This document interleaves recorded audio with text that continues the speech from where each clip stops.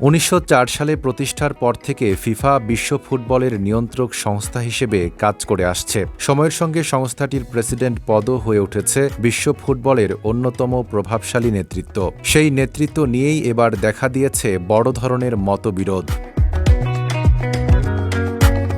FIFA president Gianni ইনফান্তিনোর ওপর থেকে আস্থা প্রত্যাহার করে বিকল্প প্রার্থী খোঁজার ঘোষণা দিয়েছে ডেনমার্ক ফুটবল অ্যাসোসিয়েশন DBU। ফিফার টুর্নামেন্টগুলোর অংশীদারিত্ব বিক্রির একটি বাতিল হওয়া প্রস্তাবকে কেন্দ্র করেই মূলত এই আস্থার সংকট তৈরি হয়েছে। DBUর দাবি, শুধু প্রস্তাব প্রত্যাহার কিংবা ক্ষমা চাইলেই ইনফান্তিনোর ওপর হারানো বিশ্বাস ফিরবে না।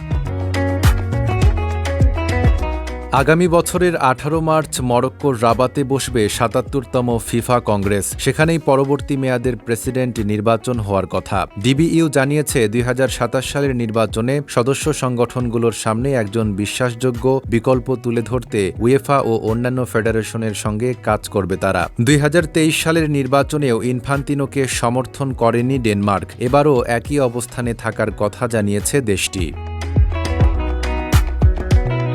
এদিকে বেশ কয়েকটি জাতীয় ফুটবল সংস্থা ও গুরুত্বপূর্ণ কর্মকর্তারাও ইনফান্তিনোর নেতৃত্ব নিয়ে প্রশ্ন তুলেছেন। তবে এখন পর্যন্ত কেউ আনুষ্ঠানিকভাবে বিকল্প প্রার্থী হিসেবে নাম ঘোষণা করেননি। 18 নভেম্বর প্রার্থিতা জমা দেওয়ার শেষ সময়। বিশ্লেষকদের মতে চতুর্থ মেয়াদে ইনফান্তিনোর নেতৃত্বে যাওয়ার পথ খোলা থাকলেও ডেনমার্কের অবস্থান ফিফার ভেতরের অসন্তোষকে নতুন মাত্রা দিয়েছে। Desk report, Dhaka post.